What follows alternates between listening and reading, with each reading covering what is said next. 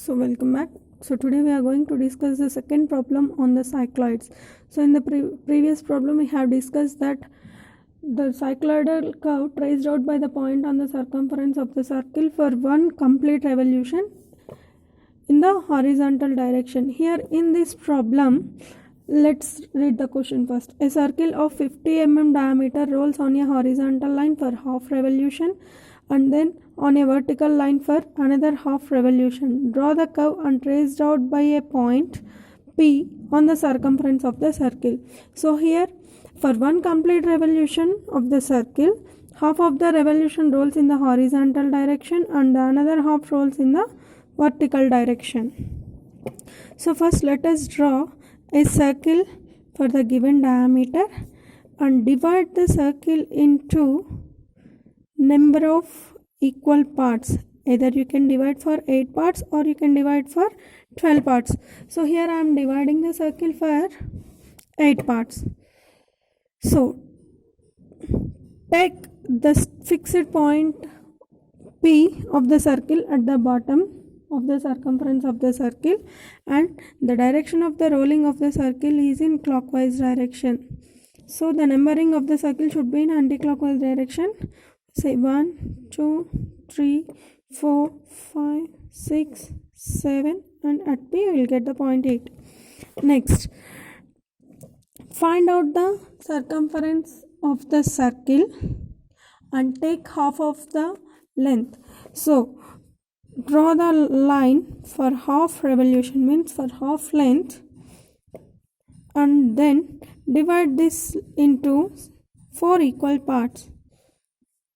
1, 2, 3, 4. 1, 2, 3, 4. So then draw the horizontal lines from each and every division on the circle which is parallel to the baseline.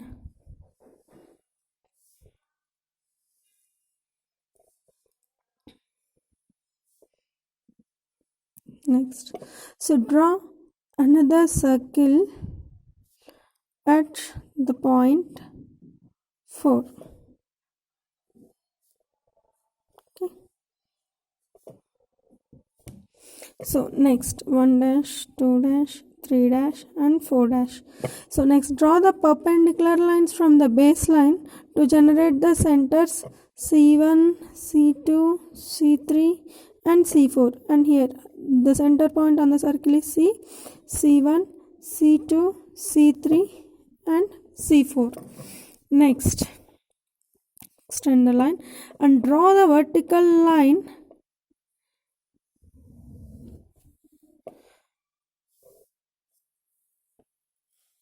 at the point 6, and this is a point 5. So this is a point 5. So travels horizontally for half revolution and vertically for half revolution, and this is a point 6 which we have drawn, and this is a point 7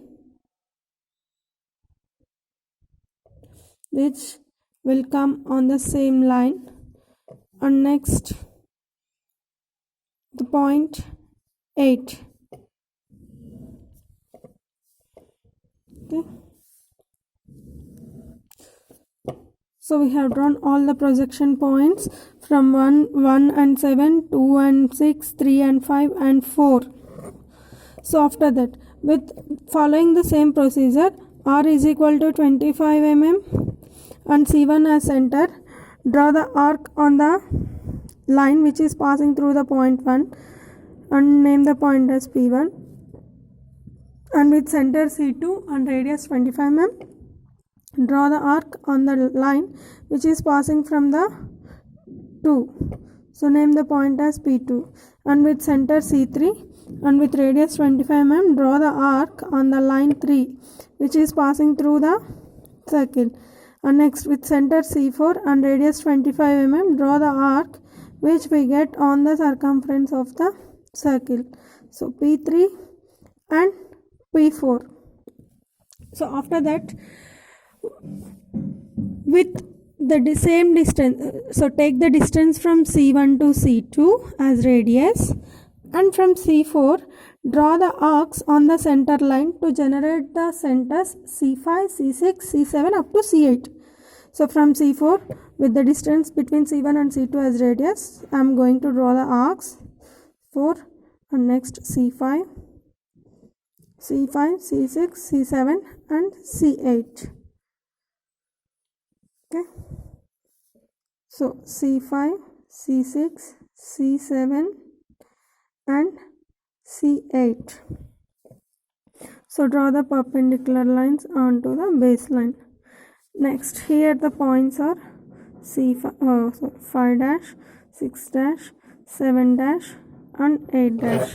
Next, with radius 25 mm and center C5, draw the arc on the line 5. See here, this is the fifth division on the circle and which is traveled half revolution for horizontal, and from this point it is here, and from this point it is traveled half revolution vertically.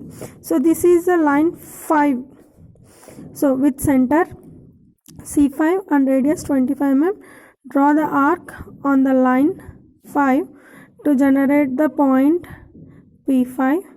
And next, with C6 as a center and 25 mm as radius, draw the arc on the line 6. So if we draw the line on the 6, it will touch the horizontal line. It won't cut the line 6. It touches the line 6.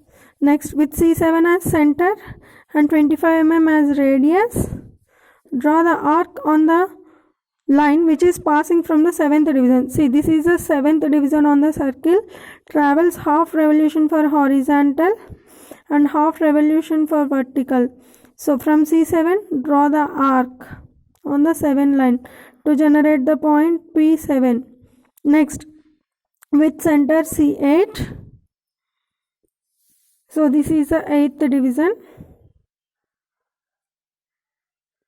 here and passed onto the line. So draw the arc on the line which we got here P8. So now join all the points from P to P1 and P1 to P2, P3 and P4. After that, P5, P6, P7 and P8. So this is the cycloidal curve traced out for half revolution horizontal and half revolution vertical. So hope you all understood how to draw the cycloidal curve for half revolution horizontal and for half revolution on a vertical line.